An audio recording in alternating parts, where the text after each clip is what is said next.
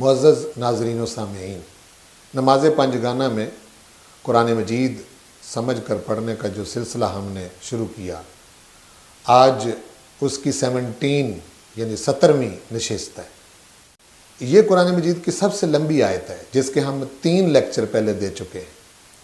آج سورہ البقرہ کی آیت نمبر 282 کا یہ 4تھا لیکچر ہے، اور ویسے کل یا ایھا الذین آمنو کے سلسلہ کے جو لیکچر ہیں ان میں سے یہ 17واں لیکچر ہے۔ تو آئیے ہم پڑھتے ہیں۔ اعوذ باللہ من الشیطان الرجیم، بسم اللہ الرحمن الرحیم۔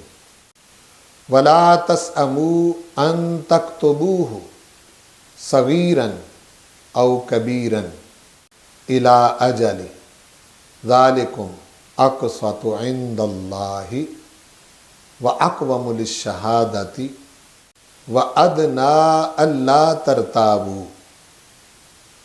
إِلَّا أَن تَكُونَ تِجَارَةً حَاضِرَةً تُدِيرُونَهَا بَيْنَكُمْ فَلَيْسَ عَلَيْكُمْ جُنَاحٌ أَلَّا تَكْتُبُوهَا۔ تو آئیے ہم اس کو سمجھ کے پڑھتے ہیں۔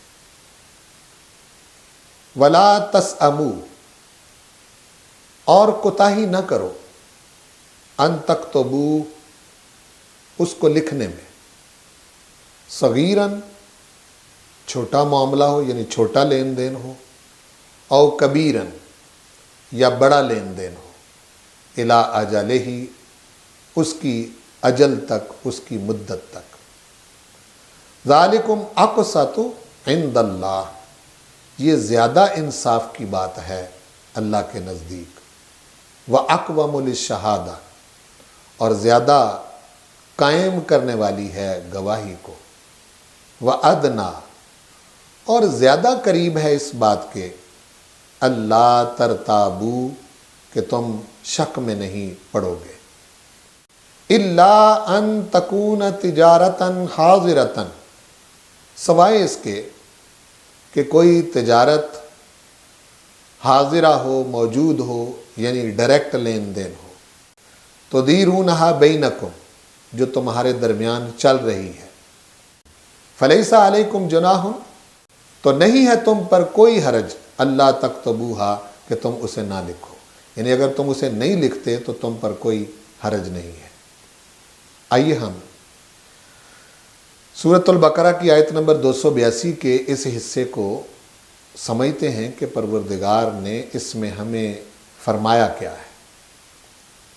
پھر ذہن نشین رکھیں کہ قرض اور ادھار کا جو لین دین ہوتا ہے، اس میں پروردگار نے پہلے تو ایک وثیقہ اور دستاویز لکھنے کا حکم دیا، پھر یہ فرمایا کہ لکھے کون، پھر یہ فرمایا لکھوائے کون، پھر یہ فرمایا کہ اس پر گواہیاں قائم کرو، اور گواہیاں ڈالنے کا طریقہ بھی بتایا، کس کی گواہی ہونی چاہیے، مردوں کی، عورتوں کی۔ اب جو بات ارشاد فرمائی جا رہی ہے یہ بڑی اہم ہے۔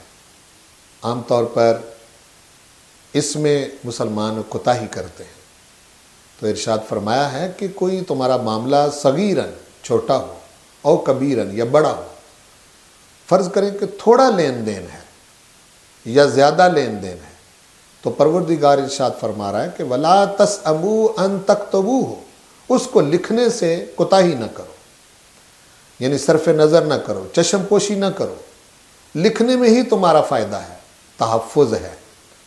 قرض جو دینے والا ہے اس کا اس میں خاص طور پر تحفظ پروردگار نے ارشاد فرمایا۔ یہ حکم جو دیا کہ اس میں تم کوتاہی نہ کرو، اس میں 3 فائدے بیان فرمائے۔ پہلا فائدہ یہ بیان فرمایا ذالکم اقسط عند اللہ، کہ یہ تمہارا چھوٹا بڑا معاملہ کوئی بھی لین دین کا ہے، اس کو لکھنے میں یہ فائدہ ہے کہ یہ اللہ کے نزدیک سب سے زیادہ انصاف والی بات ہے۔ یعنی پروردگار اپنے بارے میں ارشاد فرما رہا ہے کہ میں تمہیں کہہ رہا ہوں کہ یہ زیادہ انصاف والی بات ہے، اور اگر تم نہیں لکھو گے تو کسی کی طرف سے بھی بے انصافی ہو سکتی ہے۔ بندہ بشر ہے، اس سے کوتاہیاں ہو جاتی ہیں، لیکن لکھے ہوئے کے اندر فائدہ ہے۔ یہ جو فرمایا کہ اللہ کے نزدیک یہ زیادہ انصاف والی بات ہے، اس سے حقوق کا تحفظ کیا کہ حقدار تک اس کا حق پہنچ جائے گا۔ دوسری بات جو ارشاد فرمائی، دوسرا فائدہ وہ ہے وَأَقْوَمُ لِلشَّهَادَةِ، کہ گواہیوں کے لیے زیادہ قائم کرنے والا معاملہ یہ ہے۔ کیا مطلب؟ کہ گواہ غلطی سے بچیں گے۔ دوسرا یہ کہ مدعی اور مدعا علیہ، یعنی ایک وہ جو قرض دینے والا ہے اور ایک وہ جو قرض لینے والا ہے، دونوں ہی ایک دوسرے پر زیادتی سے بچ جائیں گے۔ اور گواہوں کو بھی پتہ ہے کہ لکھی ہوئی چیز ہے، زبانی کلامی گواہی نہیں ہے، اس لیے اقوم للشہادت فرمایا۔ تیسرا فائدہ یہ بیان فرمایا کہ ادنا اللہ ترتابو، یہ زیادہ قرین قیاس اور زیادہ قریب ہے اس بات سے کہ تم شک میں نہیں پڑو گے۔ جو بات لکھی ہوئی نہیں ہوتی، انسان ایک وقت گزرنے کے بعد کئی چیزیں بھول جاتا ہے، اور لکھی ہوئی چیز ایک ایسی ہوتی ہے کہ جو دونوں کے درمیان انصاف کو قائم کرتی۔ لکھی ہوئی چیز میں یہ بھی ہوتا ہے کہ کس نے قرض دیا، کس نے لیا، یہ بھی لکھا ہوتا ہے کہ قرض کی مقدار کیا ہے، یہ بھی لکھا ہوتا ہے کہ قرض کی مدت کیا ہے، یہ بھی لکھا ہوتا ہے کہ کون کون گواہ ہیں، یہ بھی لکھا ہوتا ہے کہ اس قرض کی نوعیت کیا ہے۔ اس لیے لکھنے کے اندر بہت فائدہ ہے، اور شک سے نکلنے والی چیز یہی ہے۔ ہاں آگے ایک صورت بیان فرمائی، اِلَّا أَن تَكُونَ تِجَارَةً حَاضِرَةً تُدِيرُونَهَا بَيْنَكُمْ فَلَيْسَ عَلَيْكُمْ جُنَاحٌ أَلَّا تَكْتُبُوهَا۔ ایک تجارت وہ ہے جو تجارتاً حاضرہ ہے، یعنی پیسے بھی سامنے ہیں، چیز بھی سامنے ہے، لین دین بالکل دست بدست ہو رہا ہے ایک دوسرے کے ساتھ، اس میں اگر نہ لکھا جائے تو پھر کوئی حرج والی بات نہیں۔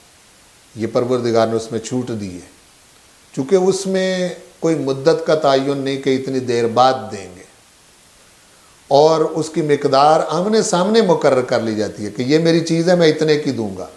وہ کہتا ہے کہ میں اتنے پیسے دے رہا ہوں، وہ پیسے پکڑتا ہے، اس کو چیز دے دیتا ہے، اس میں لکھنے والی کوئی چیز نہیں۔ اب اس میں بھی پروردگار نے دیکھیں ہر طرح کی احتیاط بیان فرما دی ہے۔